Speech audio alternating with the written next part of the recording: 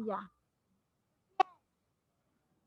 Dime, cuando hablamos de parentesco, ¿cuántas clases de parentesco según el mandato legal existen?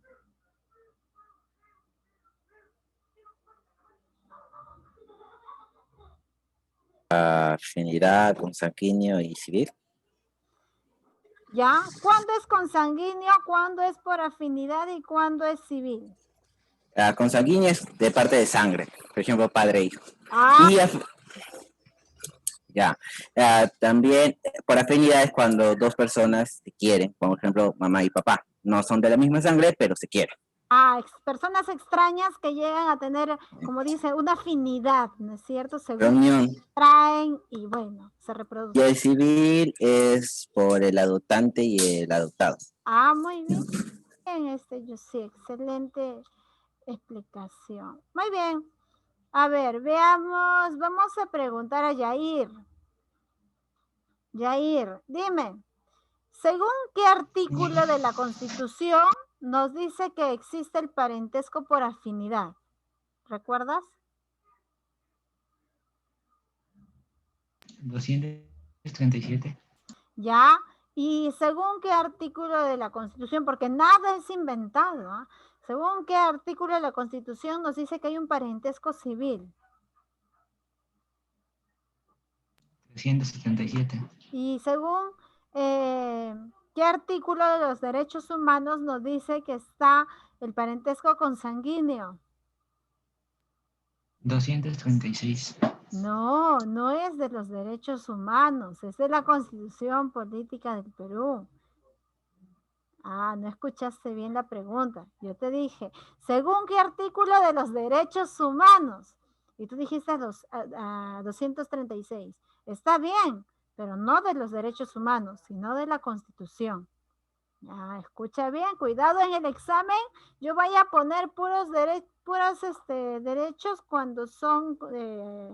hay decretos de los derechos humanos, hay artículos, hay incisos, pero también hay en la Constitución, así que hay que leer bien la pregunta. ¿Listo? Muy bien. Vamos a preguntar a Sebas, ¿qué diferencia hay entre una tutela y una curatela? En la tutela el que está a cargo es el tutor y en la curatela el curador. Ya, pero ¿qué función cumple el tutor y qué función cumple el curador? El tutor es de un menor de edad y el curador es de un mayor de edad pero discapacitado. ¿Cuál es su función? ¿A quiénes reemplazan ellos? A los padres. Ajá, muy bien, Sebastián. Y dime, ¿eso está delimitado por el Estado o son instituciones particulares? Por el Estado. Muy bien, Sebastián. Veamos, Kerly. Te pregunto Sí, Miss. Kerly, ¿ah? ¿Qué es el matrimonio, Kerly? ¿Te acuerdas?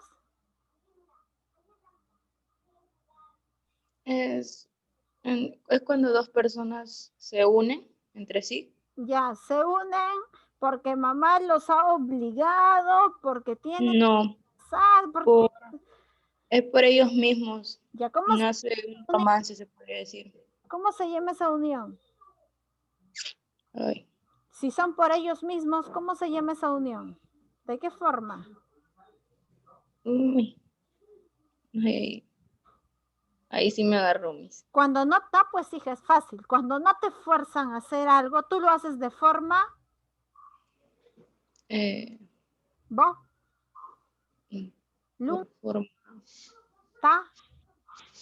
¿Qué?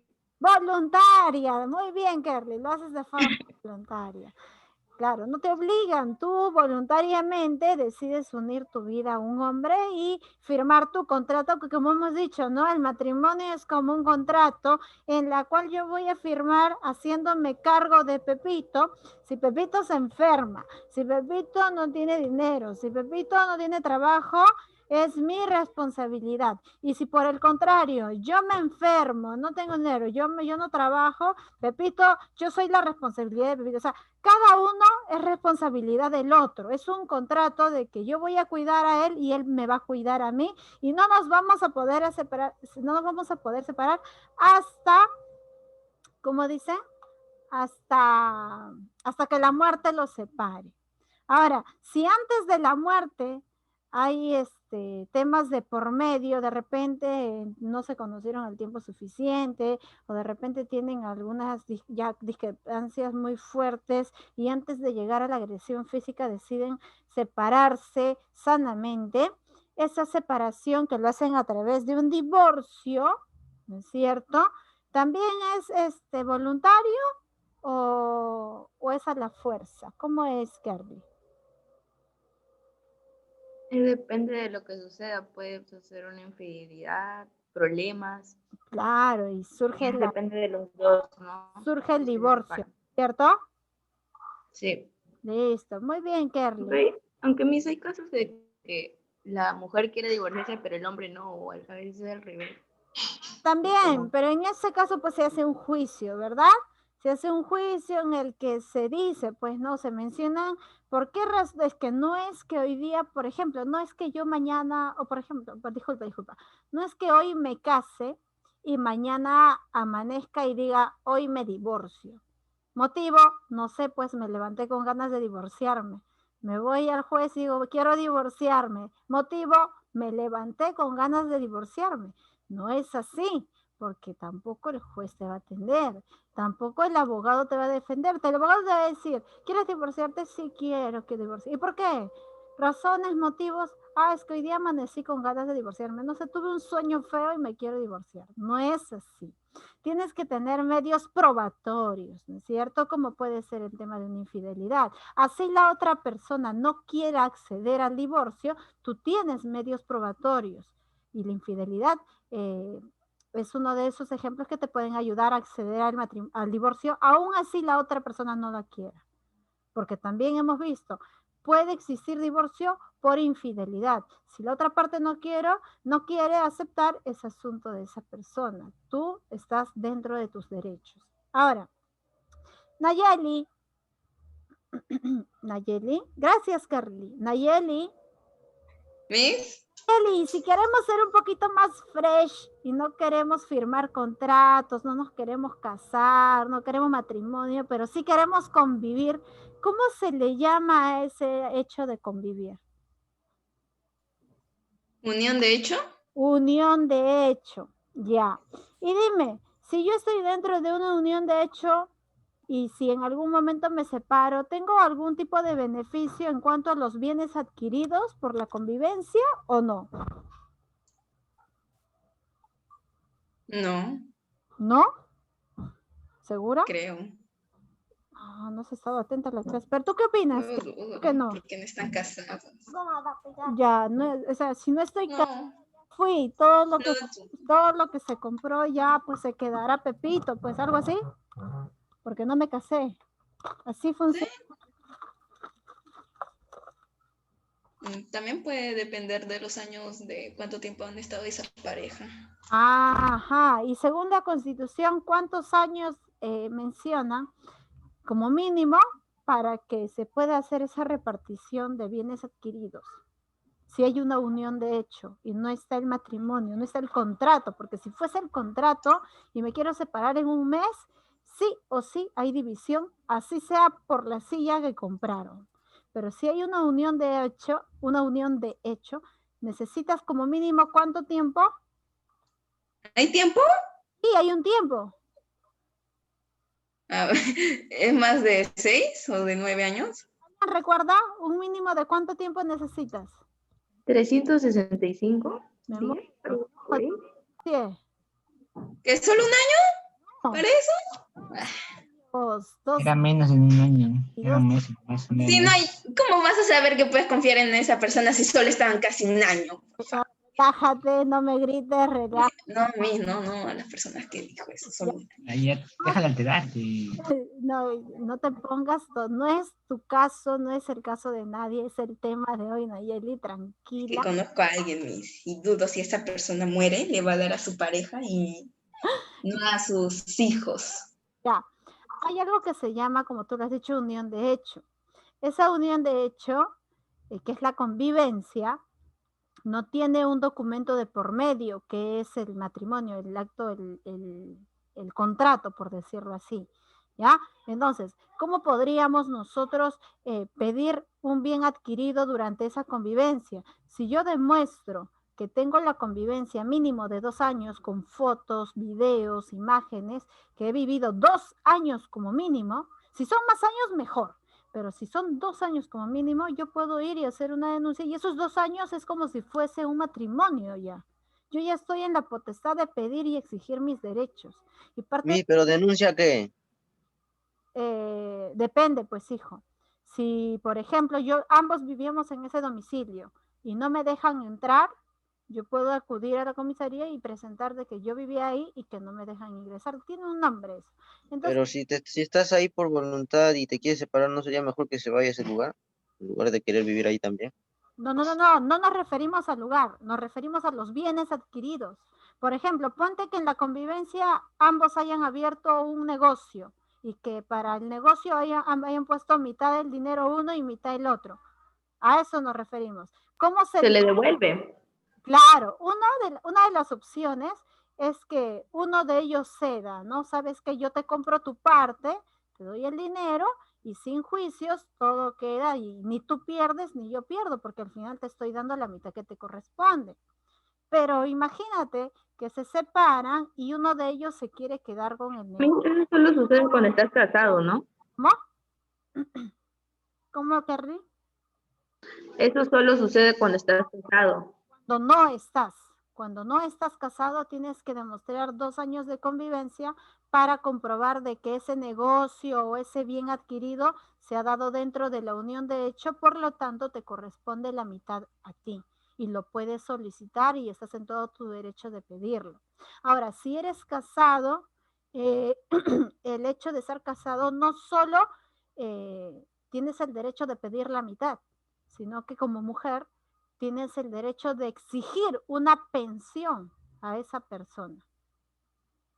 Una pensión, no sé si por un año determinado o de por vida. ¿El hombre puede exigir una pensión a la mujer?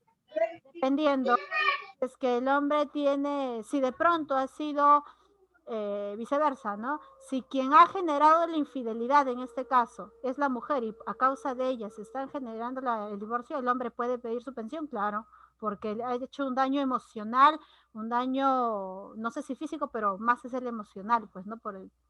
Lo engañaron, pues. Entonces, es un daño emocional y si fueron casados, él puede pedir su pensión. Claro que sí, está en su derecho.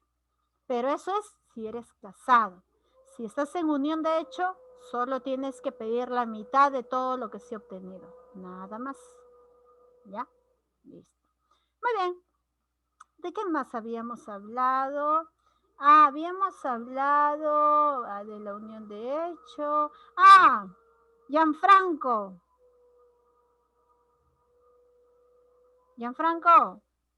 No estoy Gianfranco, ¿en qué consiste presente. la unión de cuerpos? ¿Qué mes? ¿En qué consiste una separación de cuerpos?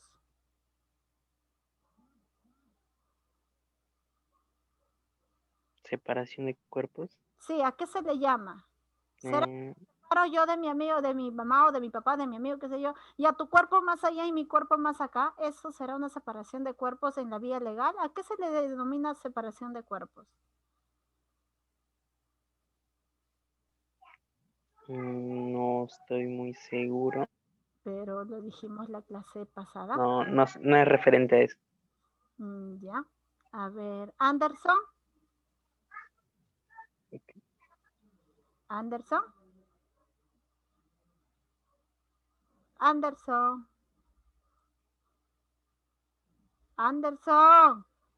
¿Sí me dice? Cuerpos.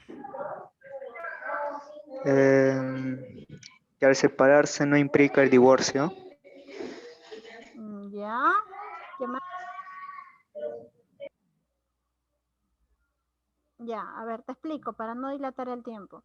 Una separación de cuerpos es, por ejemplo, ellos se casaron o puede ser que ellos durante la unión de hecho, es decir, la convivencia, adquirieron un bien. Y este bien es un terreno, una casa que está a nombre de los dos, ¿ya? Y a causa de un adulterio, de una injuria, de una mala conducta, de una infidelidad, etcétera, deciden separarse. Pero como tienen una casa y ambos, ni él tiene otro lugar, ni ella otro lugar, la separación de cuerpos es llegar a un acuerdo en la que puedes tener dos posibilidades. Podemos llegar a ser amigos, vivimos en una misma casa, pero en cuartos distintos. O la otra es, construimos un muro que divida la casa en dos.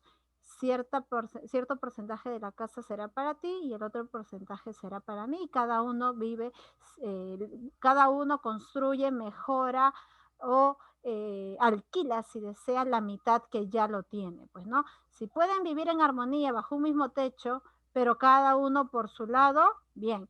Y si no, se divide el terreno. Por eso has visto casas algunas muy delgaditas. Es que se han dividido, un solo terreno se han dividido en dos. Uno para cada miembro de la pareja. Pues uno para el esposo y el otro para la que era la esposa. Entonces, la separación de cuerpos es eso. Vivimos en una misma casa, pero en diferentes habitaciones. ¿Ya? Listo. Muy bien. Ya, bueno, ya hablamos del divorcio. Listo. Muy bien. Eso era un poquito para recordar la clase pasada. Ahora vamos a hablar de la clase de hoy. Atento, ¿ya? Porque igual que hoy te voy a preguntar también la clase que viene de qué trata esto. Hoy vamos a hablar de la naturaleza, el trabajo, el capital y el capitalismo, que son términos fundamentales y que son típicos de exámenes de admisión. ¿Qué es la naturaleza? Es uno de los factores originarios de la producción. ¿Quién me está escribiendo por el chat? Muy buenas tardes. Ya, no te preocupes, Joaquín, solamente sí, ya, no te preocupes. Después te justifico aquí. Ya. Ya, Joaquín, ya mejor te justifico ahorita. Listo, ya. Listo.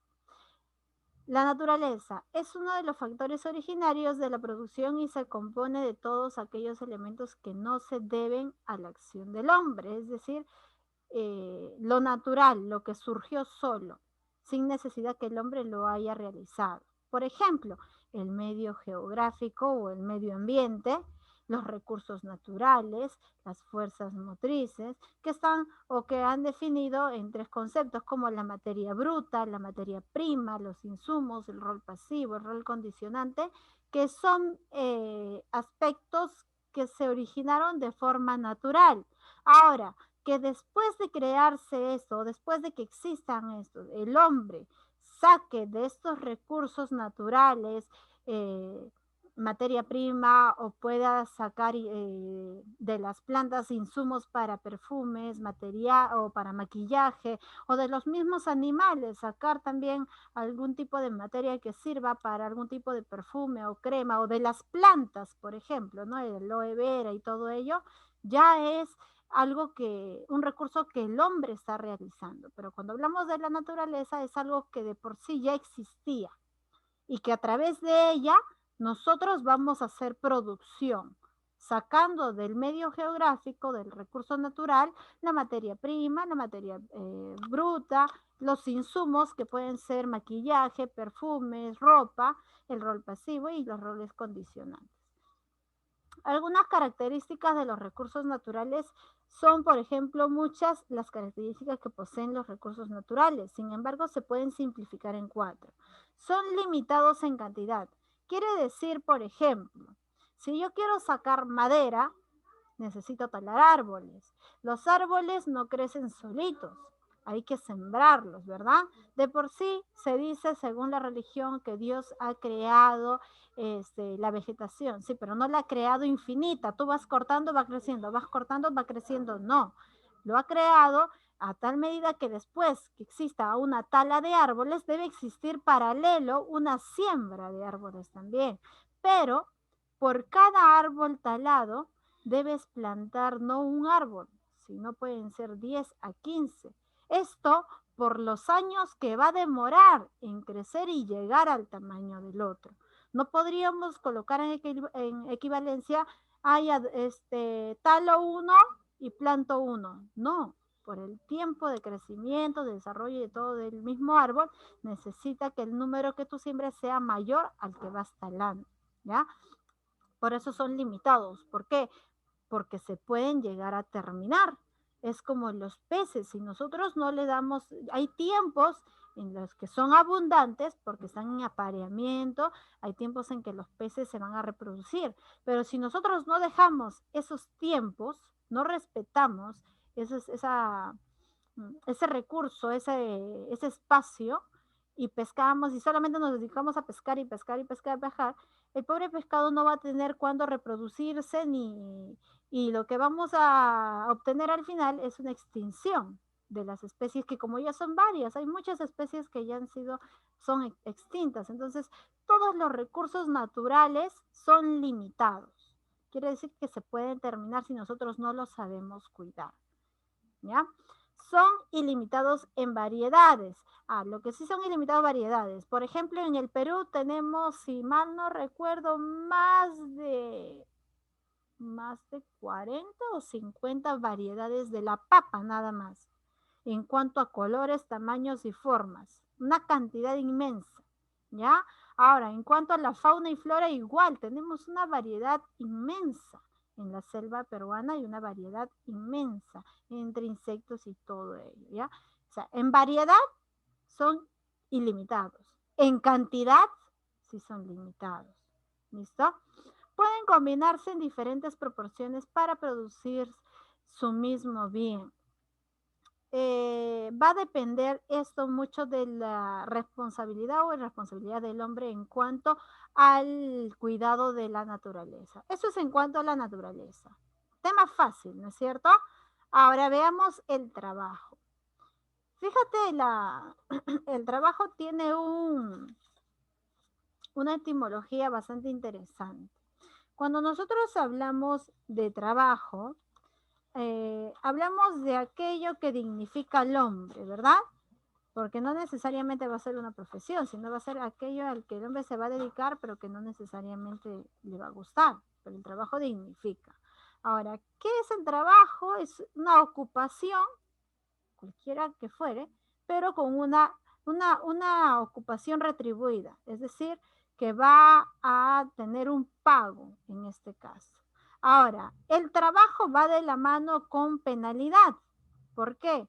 Porque tú al momento de querer participar o ser parte del trabajo, vas a tener que firmar un contrato. Y si tú no cumples el contrato, donde se te dice lo que tú tienes que hacer dentro de ese establecimiento, la empresa podría denunciarte por no cumplir. Entonces podría colocarte un memorando. Y por último, podría descontarte, que vendría a ser también tipo de penalidad.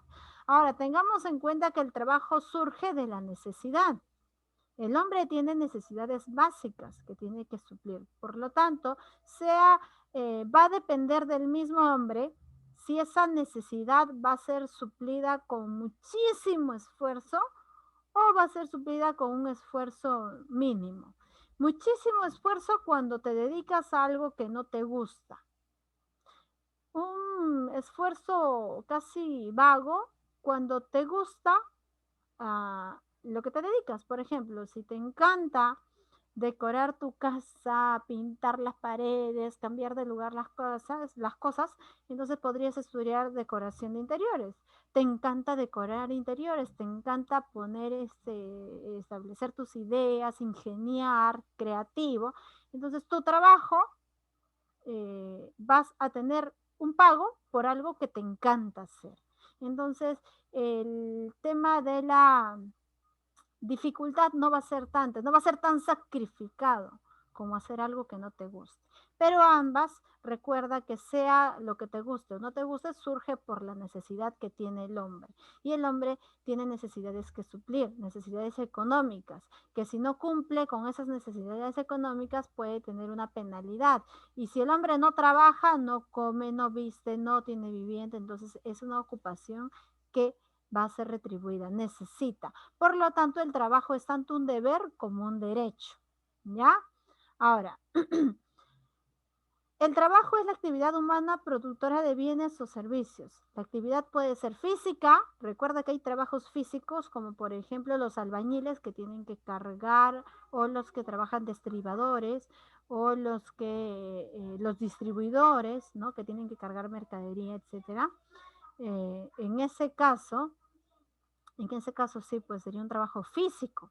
Ahora, un trabajo mental son los que hacen, por ejemplo, los arquitectos, los ingenieros. Al momento de ejercer la carrera es un tema más mental porque tienen que analizar qué porcentaje, qué magnitudes, hacer cálculos y todo es un trabajo mental. Los docentes hacen trabajos mentales, no es tanto el físico, sino el trabajo mental. O también hay algunos que tienen de los dos, tanto mental como físico, ¿no?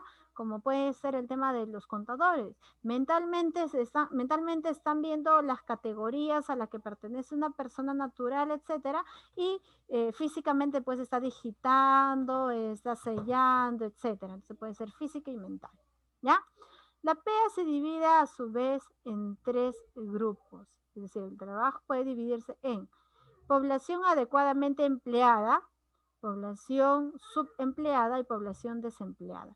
La población adecuadamente empleada es aquella que le gusta en lo que trabaja y recibe, su trabajo está bien retribuido. La población subempleada es aquellos que no le gusta mucho lo que están haciendo, pero reciben un pago a cambio de ese servicio. Y la población desempleada es definitivamente aquellos que no gozan de un trabajo, ¿ya? Pero recuerda que el trabajo es un derecho, por lo tanto, esta persona podría exigir ese derecho, teniendo en cuenta que si exige el derecho a un trabajo, tiene que tener en cuenta que después de conseguirlo tiene que cumplir, porque es un deber cumplir a lo que se va a quedar o a lo que se le designe. Características del trabajo. Tenemos una actividad humana, un retribuido o compensado, es una obligación humana, es una actividad lícita y es dignificante, moral y honesto. ¿El trabajo es una actividad humana? Sí. ¿Por qué? Porque el humano lo va a hacer. Así mismo, y las máquinas, ya, está bien, las máquinas nos pueden facilitar el trabajo, pero ¿quién va a maniobrar en la máquina? El humano. Listo, entonces el humano, claro, colocará, presionará, qué sé yo, y quizá todo el trabajo lo haga la máquina, pero necesitamos de una persona para que haga la manipulación de esta máquina. Entonces, el trabajo es una actividad humana. Así existan máquinas que nos faciliten el trabajo. Ahora, ¿es retribuido y compensado? Sí. Toda actividad, sea que te guste o no te guste realizar, necesita de una retribución, porque recuerda que esto surge por una necesidad y el hombre tiene necesidad de alimentarse, de vestirse, de ver su salud, por lo tanto necesita ser retribuido, pagado, compensado, o en todo caso se podría jugar también al trueque, ¿no? Al yo te doy esto, o yo hago esto a cambio de que tú me des esto, puede ser. Es una actividad lícita, es legal, ¿ya?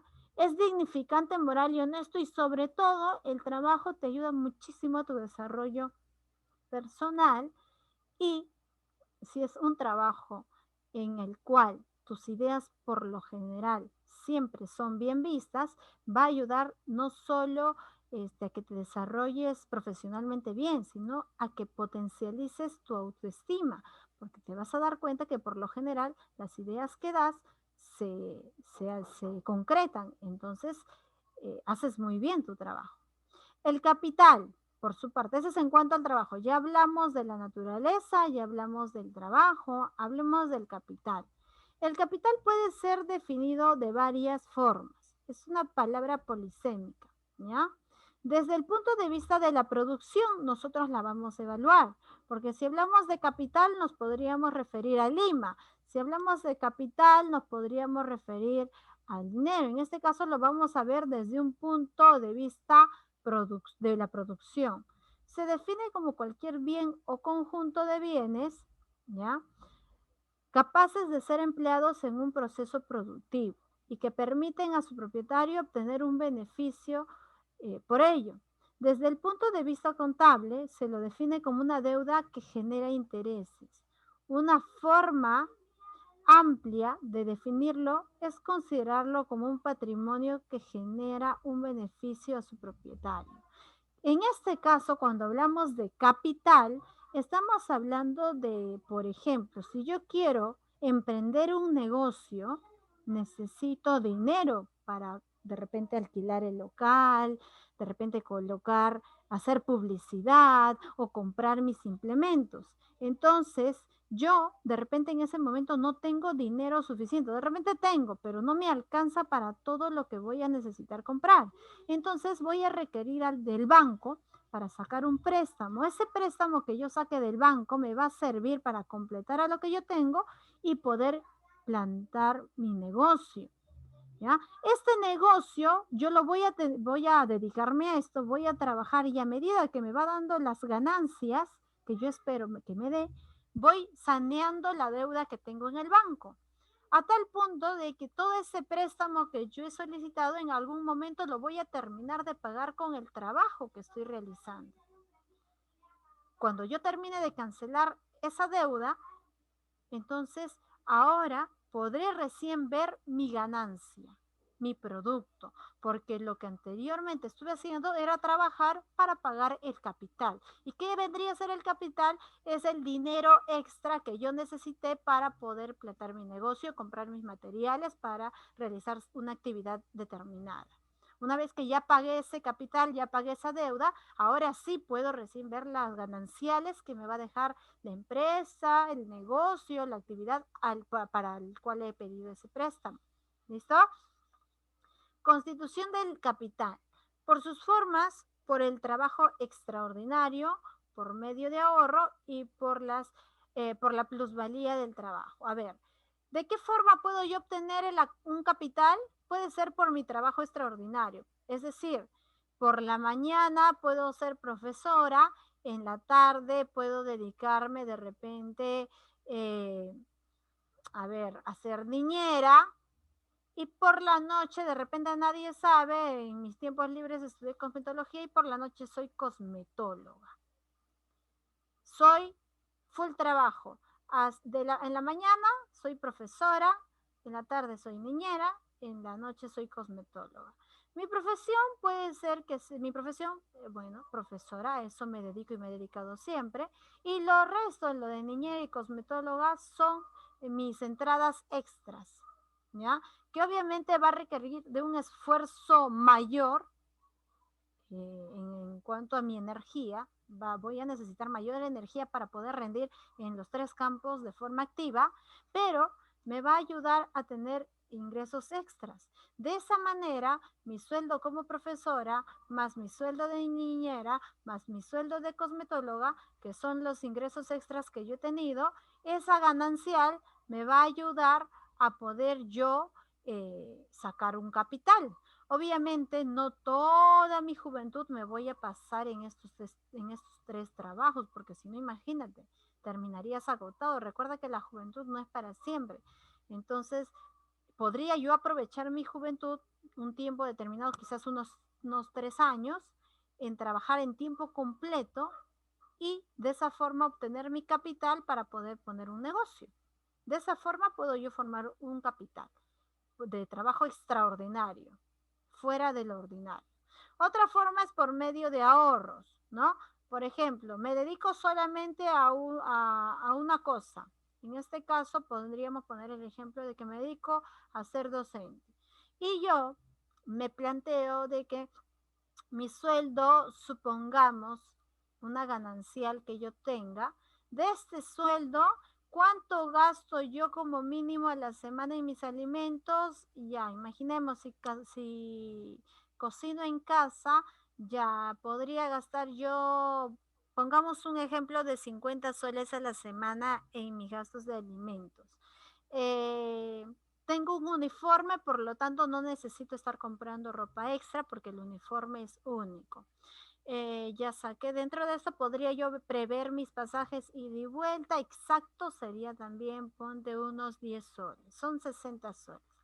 Dentro de lo que yo gano, solo voy a sacar 60 soles semanales y todo lo demás se va a quedar guardadito. Así tenga yo ganas de comprarme ropa, zapatos, etcétera, no lo voy a tocar. ¿Por qué? Porque estoy ahorrando. ¿Y para qué voy a ahorrar? Porque en algún momento, como ya estoy haciendo de esto un ejercicio, ese dinero se va a juntar. y cuando yo ya llegue a una cantidad determinada y vea y me sienta segura que esa